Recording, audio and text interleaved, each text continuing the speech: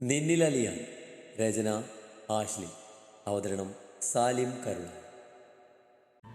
അടുത്ത് സംസാരിച്ച നാളുകളിൽ സാറമ്മ ആരാണെന്ന് അറിയാനുള്ള ക്യൂരിയോസിറ്റി കൂടിയിരുന്നു എന്നിൽ. ഒരിക്കലും പപ്പ പറഞ്ഞിട്ടാ പപ്പക്ക് വന്ന ഫോൺ കോൾ ആരുടെയാണെന്ന് അറിയാൻ ട്രാക്ക് ചെയ്തേ ഞാൻ. അന്ന് അറിഞ്ഞു ഞാൻ സാറമ്മ സൂസിയുടെ സഹോദരിയാണെന്ന്. പക്ഷേ പപ്പയോട് പറഞ്ഞില്ല. എന്നോട് സംസാരിക്കുന്ന സാറമ്മ ഒരിക്കലും ഞങ്ങളുടെ ശത്രുവല്ലെന്ന് എനിക്ക് ഉറപ്പുണ്ടായിരുന്നു. അതെന്തായാലും തെറ്റിയില്ല. സാറയുടെ കയ്യിൽ പിടിമുറുക്കി അനു പറഞ്ഞതും സാറ വാത്സല്യത്തോടെ നോക്കി. സാറക്കായി കൊടുത്ത മുറിയിലിരിക്കുകയാണ് അവർ. നീയുണ്ട് അവിടെ. അവൾ സാറയുടെ ഡ്രസ്സെല്ലാം കബോർഡിലേക്ക് എടുത്തു വെക്കുകയാണ്. അനുവും സാറയും സംസാരിക്കുന്നത് അവൾക്കും കേൾക്കാം. എനിക്ക് സന്തോഷമായി മോളെ. സൂസിയെ കാണുന്ന കണ്ണിൽ തന്നെ അവിടെ അനിയത്തിയായി എന്നെ നീ കാണുന്നൊരു ഭയം എനിക്കുണ്ടായിരുന്നു. ഇപ്പോ ഈ അമ്മക്ക് സന്തോഷമായി. കണ്ണു നിറച്ചുകൊണ്ട് സാറ പറഞ്ഞു. ഏയ്, അങ്ങനെയുള്ള ചിന്ത ഇപ്പം എനിക്കില്ല സാറാൻറ്റി. തിരുത്താൻ പറ്റാത്ത തെറ്റ് ചെയ്തവളാ ഞാൻ. എനിക്ക് മറ്റൊരാളെ ക്രൂശിക്കാൻ അർഹതയില്ല. തല കുമ്പിട്ടാനു പറയുമ്പോൾ അവളുടെ ശബ്ദം ഇടറിപ്പോയിരുന്നു. അവൾ പറഞ്ഞത് കേട്ട സാറ നോക്കിയത് നീയായിരുന്നു. അവൾ തുണികളെല്ലാം അടുക്കി വെക്കുന്ന തിരക്കിലാണ്. ഇങ്ങോട്ടേക്ക് നോക്കുന്നുണ്ടെങ്കിലും അവൾ ഇതെല്ലാം ശ്രദ്ധിക്കുന്നുണ്ടെന്ന് അവൾക്കറിയാം. നീ അനുഭവിച്ചതൊക്കെ തന്നേക്കാൾ നന്നായി മറ്റാർക്കും അറിയില്ല. അതുകൊണ്ട് തന്നെ അനുവിനോട് നല്ല ദേഷ്യവും തോന്നിയിട്ടുണ്ട്. പക്ഷേ നോക്കാനും ശാസിക്കാനും ആരില്ലാതെ വളർന്നതിൻ്റെയാണ് അവൾ ഇതെല്ലാം ചെയ്തത്. അതിനെ തിരിച്ചറിവ് അവളിലുണ്ട്. കുറച്ചു നേരം വല്ലാത്തൊരു നിശബ്ദത അവിടെ ഉയർന്നു. ദേ, തുണിയെല്ലാം അലമാരി കേട്ടിട്ടുണ്ട്. ഇനി വേണമെങ്കിൽ കുറച്ചു നേരം കിടന്നു, എന്നിട്ട് എഴുന്നേറ്റിട്ട് ഉഷാറായിട്ട് വെളിയിലോട്ട് വരണം. സാറമ്മക്ക് ഇവിടെ പരിചയപ്പെടാനേ 1-2 പേര് കൂടെ ഉണ്ട്. നീ ചിരിയോടെ സാറക്കപ്പുറം വന്നിരുന്ന് പറഞ്ഞു. അതെ, കഴിക്കാനും ദുഷിപ്പ് പറയാനും മാത്രം പാത്തുറക്കുന്നൊരു സാധനം ഉണ്ട് ഈ വീട്ടില്. അവരെ കാണേണ്ട ആൻറ്റിക്ക്. വേണം, എല്ലാവരെയും കാണണം എനിക്ക്. സങ്കടം മാറി മുഖത്ത് വിരിഞ്ഞ ഗൗരവത്തോടെ സാറ പറഞ്ഞു. അപ്പൊ എനിമി നമ്പർ 1 നന്നായി ഇത് കാണാനുള്ളതൊക്കെ ആലോചിച്ച് വെച്ചോ. ഞാൻ പോയിട്ട് വരാം എന്ന് പറഞ്ഞ് ചിരിയോടെ എഴുന്നേറ്റ് നീയാ. ഞാൻ ചെല്ലട്ടെ ആൻറ്റി. നീയൊക്കെ പിറകെ അനുവും എഴുന്നേറ്റതും മോളെ. സാറ പെട്ടെന്ന് അവരെ പിറകിന്ന് വിളിച്ചു. എന്താ അമ്മേ? നീയെയും അനുവും ഒന്നിച്ച് വിളി കേട്ടു. സാറൊക്കെ വല്ലാത്ത സന്തോഷം തോന്നി. അവിടെ കണ്ണുകൾ നിറഞ്ഞു. നീയെയും അനുവും പരസ്പരം ഒന്ന് നോക്കി. ഒന്നുമില്ല, അമ്മ ചുമ്മാ വിളിച്ചതാ. എൻ്റെ മക്കൾ ചെല്ല്. സാറ പുഞ്ചിരിയോടെ പറഞ്ഞതും ഇരുവരും അവരെ ഒന്ന് നോക്കിയിട്ട് മുറിയിൽ നിന്ന് പോയി. എൻ്റെ മക്കളവര് സന്തോഷത്തോടെ ജീവിക്കാൻ വിലങ്ങായി നിൽക്കുന്നവർ ആരെയും വെറുതെ വിടില്ല ഞാൻ. നിറഞ്ഞ കണ്ണുകൾ തുടച്ച് ധൃതയോടെ സാറ പറഞ്ഞു. എടാ, ക്രിസ്റ്റീനെ ഫുൾ പേയ്മെന്റ് ക്ലിയർ ചെയ്തു. എടുത്ത പണം മുഴുവൻ 1 രൂപ പോലും കുറയാതെ അവൾ തിരിച്ചിട്ടുന്ന് അക്കൗണ്ടിന്റെ ഷെയർ സാർ പറഞ്ഞു. ആൽഫിയുടെ ക്യാബിലേക്ക് കയറി വന്ന ശിവ പറഞ്ഞു. ഞാൻ അറിഞ്ഞു. അവൾ ആ പണം എവിടുന്ന് ഉണ്ടാക്കിയതെന്ന് നിനക്കറിയോ? ആരെങ്കിലും പരിചയുണ്ടാക്കിയതാവും. അല്ലാതെ ഈ പുന്നാര മോളുടെ കയ്യിൽ എവിടുന്ന ഇത്രയും പണം? പല്ല് കടിച്ച് ദേഷ്യത്തിൽ പറഞ്ഞുകൊണ്ട് ചെയറിലേക്ക് ഇരുന്നു ശിവ. അത് കാണുന്ന ചിരിച്ചു ആൽഫി. ശിവ, അന്ന് ലിയോണിന്റെ ഹോം നേഴ്സ് ആണെന്ന് പറഞ്ഞൊരു കുട്ടി വന്നത് നീ പറഞ്ഞില്ലേ? ആ കുട്ടിയെ പറ്റി അന്വേഷിക്കണമെന്ന് ഞാൻ നിന്നോട് പറഞ്ഞത് ഓർമ്മയുണ്ട് നിനക്ക്? ഓ, ഞാനത് മറന്നടാ. സോറി, ഞാൻ ഉടനെ തിരക്കാം. ഏയ് വേണ്ട, ഞാൻ നമ്മുടെ സൂരജ് വഴി ആ കുട്ടിയുടെ ഡീറ്റെയിൽസ് എടുത്തു. അവളതറിഞ്ഞ്. എന്താടാ? ശിവ വല്ലാത്തൊരു ആകാംക്ഷയോടെ ചോദിച്ചു. എടാ ശിവ, കാർത്തിക നമ്മുടെ കൃഷ്ണകുമാറിന്റെ അനിയത്തിയാ. What, really? ആൽഫി പറഞ്ഞത് വിശ്വാസമാകാതെ ശിവ ചോദിച്ചു. സത്യം, ഞാൻ അന്വേഷിച്ചു. And it was really shocking. വലത് ട്രാജഡി തന്നെയാണ് ആ കുടുംബത്തിന് സംഭവിച്ചിരിക്കുന്നത്. എനിക്ക് എത്രയും പെട്ടെന്ന് ആ കുട്ടിയെ മീറ്റ് ചെയ്യണം ശിവ. കൃഷ്ണകുമാറിന്റെ മരണവുമായി നമുക്കുള്ള സംശയത്തിന് എന്തെങ്കിലും ഒരു പഴുതു തരാൻ ആ കുട്ടിക്ക് പറ്റും. എന്നാൽ ഞാൻ ഉടനെ ആ കുട്ടിയെ കോണ്ടാക്ട് ചെയ്യാം പറഞ്ഞുകൊണ്ട് ശിവ എഴുന്നേറ്റു. പിന്നെ നമുക്ക് ലിയോണിനെ ഒന്ന് പോയി കാണണം ശിവ. വായി, അവനെ എന്തിനാ കാണുന്നേ? അവൻ ചെയ്തൊക്കെ മറന്നു ആൽഫിനി? ചോദിക്കുമ്പോൾ ശിവയിൽ നല്ല അമർഷമുണ്ടായിരുന്നു. സ്വന്തം കൂടപ്പുറപ്പാണെന്ന് പോലും നോക്കാതെ ലിയോൺ നീയോട് ചെയ്തൊക്കെ ഓർത്ത് ശിവയ്ക്ക് ഇപ്പോഴും ലിയോണിനോട് അരിശുണ്ട്. മറന്നിട്ടില്ലടാ, അവനിപ്പോൾ വീണ് കിടക്കുക. അപ്പം അവനെ പോയി ഒന്ന് കാണണം. അത് കളിയാക്കാനോ പരിഹസിക്കാനോ ഒന്നുമല്ല, ഇവയുടെ കാര്യം പറയാൻ. പിന്നെ ജൂലിയാൻ്റെയും. ആൽഫി പറഞ്ഞതും ശിവസമ്മതം പോലെ മൂളി. ക്ലാരേ, ഫുഡ് എടുത്തേ. ഓ, വന്നു നാശം. തിന്നാൻ നേരമാകുമ്പോൾ പമ്മി വന്നോണം തള്ളാം. അടുക്കളയിലേക്ക് കയറി വന്ന ജെസ്സി പറഞ്ഞത് കേട്ട് തറ തുടച്ചുകൊണ്ടിരുന്ന ക്ലാര പെറുപെറുത്തു. താൻ ചോദിച്ചിട്ട് മൈൻഡ് ചെയ്യാതെ നിൽക്കുന്ന ക്ലാരയെ സൂക്ഷ്മമായി നോക്കിക്കൊണ്ട് ജെസ്സി തന്ന പാത്രങ്ങളൊക്കെ പൊക്കി നോക്കി. ഇതിലൊന്നും ഇല്ലല്ലോ, ഒന്നും ഉണ്ടാക്കിയില്ലേ ഇന്ന്? കാലിയായിരിക്കുന്ന പാത്രങ്ങൾ കണ്ടുകൊണ്ട് ജെസ്സി ചോദിച്ചതും, ഇവിടെ ഉണ്ടാക്കിയതൊക്കെ എൻ്റെ മക്കൾക്ക് വേണ്ടിയുള്ളതാ ജെസ്സി, അതവർ കഴിക്കുകയും ചെയ്തു. പെട്ടെന്ന് പിറകിൽ നിന്നും ജെസ്സിക്കുള്ള മറുപടി വന്നതും ജെസ്സി വെട്ടിത്തിരിഞ്ഞു നോക്കി. അപ്പോൾ മുന്നിൽ നിൽക്കുന്ന സാറയെ കണ്ടതും ജെസ്സിയുടെ കണ്ണുകൾ ഞെട്ടിലൂടെ പുറകിലേക്ക് തള്ളി. സാറ? സാറയല്ല ജെസ്സി, സാറ ഐസക്. അപ്പോ എന്നെ മറന്നിട്ടില്ലല്ലേ? പരിഹാസ ചിരിയോടെ സാറ ചോദിച്ചതും ജെസ്സി ഒന്ന് പരിങ്ങി. നീ എന്താ ഇവിടെ? ജെസ്സി വിക്കി ചോദിച്ചു. അപ്പൊ ഒരു വീട്ടിൽ കഴിഞ്ഞിട്ട് നീ ഒന്നും അറിഞ്ഞില്ലേ ജെസ്സി? കൊള്ളാം. എന്നെ കേട്ടോ, എൻ്റെ ആൽഫിയ എന്നെ ഇവിടേക്ക് കൊണ്ടുവന്നത് എൻ്റെ മക്കളെ നോക്കാൻ. സാറ പറഞ്ഞതും ജെസ്സിയുടെ നെറ്റിച്ചുളിഞ്ഞു. മനസ്സിലായില്ല. അല്ലടി, പറഞ്ഞു തരാം. ഈ വീട്ടിലെ കുറച്ച് ചീത്ത ജന്തുക്കളുണ്ട്. നമ്മൾ എത്ര അടിച്ചിറക്കി വിട്ടാലും വീണ്ടും കയറി വരുന്ന പ്രാണികളില്ലേ, അതുപോലെ രണ്ടെണ്ണം. അവരുടെ കയ്യിൽ നിന്ന് എൻ്റെ കുട്ടികളെ നോക്കാൻ എൻ്റെ മോൻ കൊണ്ടുവന്നതാ എന്നെ. ചുരുക്കി പറഞ്ഞാ ഇന്ന് മുതൽ ഈ വീട്ടിൽ എൻ്റെ മക്കളുടെ ആയമ്മയെ ഞാൻ. കൈകൾ പിണച്ചു കെട്ടി ജെസ്സിക്ക് മുന്നിൽ നിന്ന് സാറ പറഞ്ഞതും ജെസ്സി ഷോക്കടിച്ച പോലെ നിന്നുപോയി. സാറയെ കണ്ടപ്പോൾ തന്നെ പാതി ജീവൻ പോയി. ഇനി അവരിവിടെ ഉണ്ടാകുന്ന അറിഞ്ഞതും ജെസ്സിയിലൊരു വിറയിൽ വീണു. പഴയതൊക്കെ ഇവരറിഞ്ഞാലോ? ജെസ്സി പേടിയോട് ഓർത്തു.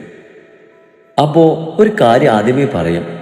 നിനക്ക് നിന്റെ മോൾക്കും വെച്ചുണ്ടാക്കാൻ ഈ വീട്ടിൽ ആരുമില്ല.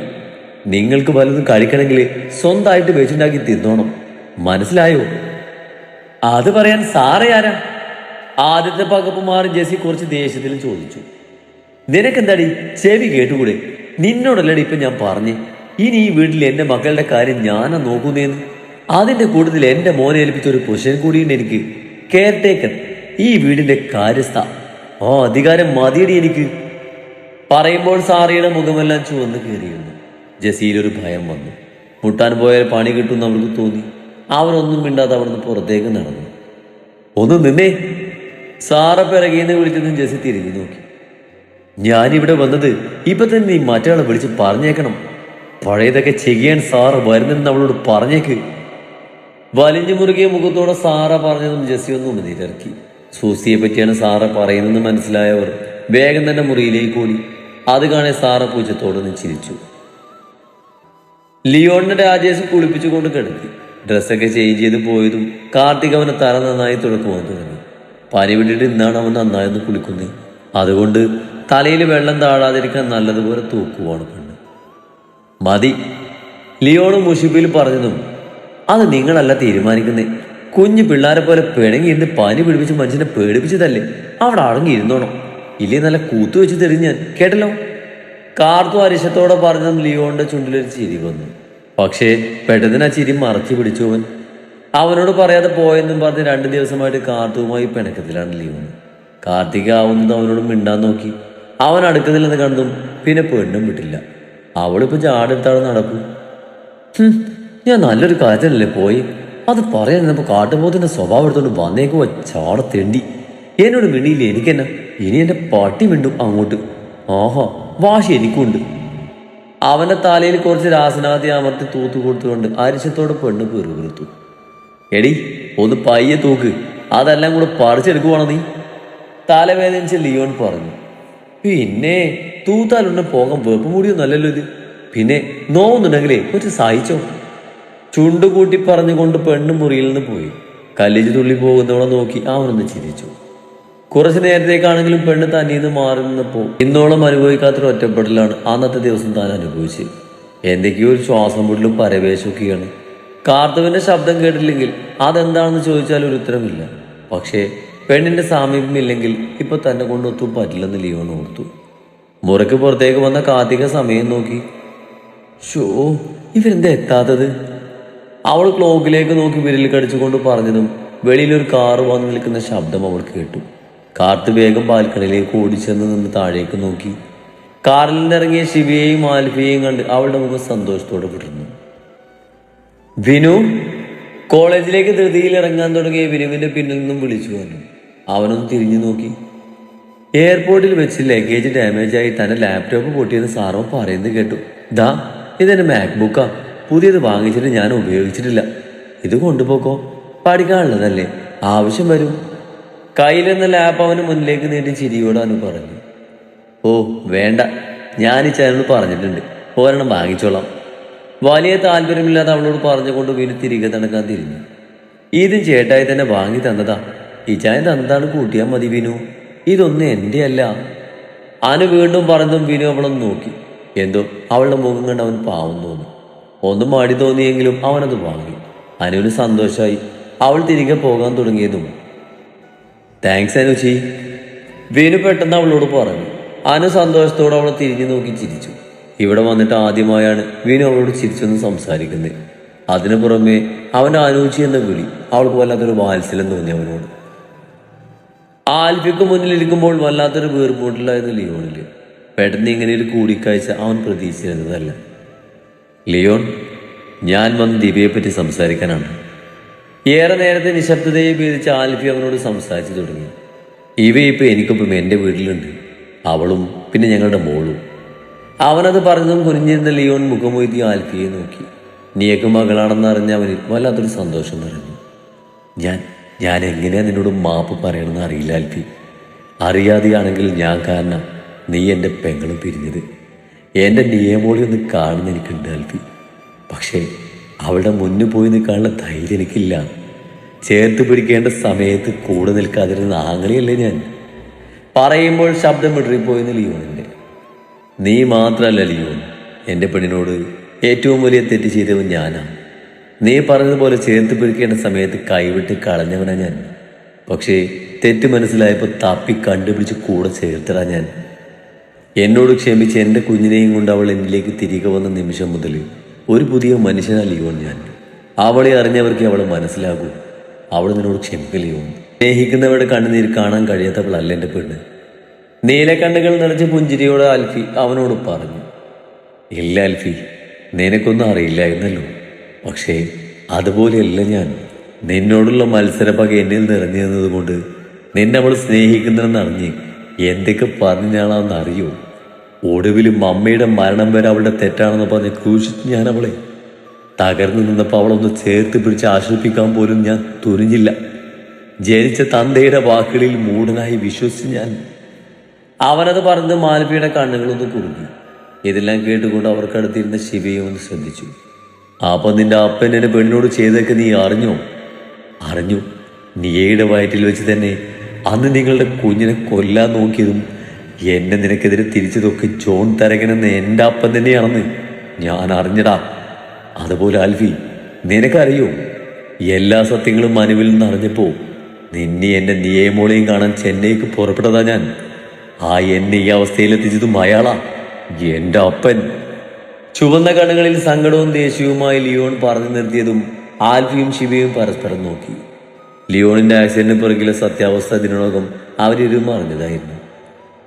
ലിയോൺ, നിന്റെ അപ്പൻ ചെയ്തു കൂട്ടിയ ക്രൂരതകൾ ഇത്രമാത്രമല്ല, നിന്നോടും ഇവയോടും ഏറ്റവും വലിയ പാതകം ചെയ്തിരിക്കുക അയാൾ. അവൻ്റെ അടുത്തേക്ക് ചെന്ന് ആൽഫി പറഞ്ഞതും ലിയോൺ ഞെട്ടലോട് അവനെ നോക്കി. ശിവ. ആൽഫി ശിവയെ നോക്കി വിളിച്ചതും ശിവ തന്റെ കയ്യിൽ നിന്ന് ഡയറി ആൽഫിയുടെ കയ്യിലേക്ക് വെച്ചു കൊടുത്തു. ഇത് ജൂലിയാൻ്റെ എനിക്കായി കരുതി വെച്ചതാ. മരിക്കും മുമ്പ് തന്നെ എൻ്റെ കൈകളിൽ എത്തണമെന്ന് പറഞ്ഞ് സുരക്ഷിതമായി ഒരാളെ ഏൽപ്പിച്ച സ്വത്ത്. ഇത് നീ വായിക്കണം. ലിയോണിന്റെ കയ്യിലേക്ക് ആ ഡയറി ആൽഫി കൊടുത്തു. നിറകണകളോടെ ലിയോൺ അതിലേക്ക് നോക്കി. ഇവക്ക് നല്ലൊരു ആംഗ്ലയായും എൻ്റെ കുഞ്ഞിന് നല്ലൊരു അമ്മാവനായും നീ വരുമെന്ന് എനിക്ക് ഉറപ്പുണ്ട്. ചെയ്തു തീർക്കാൻ നമുക്ക് ഒരുപാടുണ്ട് ലിയോൺ. അവൻ്റെ തോളിൽ കൈവച്ച് ആൽഫി പറഞ്ഞു. ഒന്ന് എഴുന്നേറ്റ് നിൽക്കാൻ എനിക്കാവില്ല ആൽഫി, പക്ഷേ നിനക്കൊപ്പം ഞാനും ഉണ്ടാവും. എൻ്റെ കുഞ്ഞു പെങ്ങളുടെ ജീവിതത്തിൽ ഇനിയൊരു സങ്കടം ഉണ്ടാവാൻ പാടില്ല. തന്നെ പിടിച്ചവൻ്റെ കൈകളിൽ മുറുകെ പിടിച്ച് ലിയോൺ പറഞ്ഞു.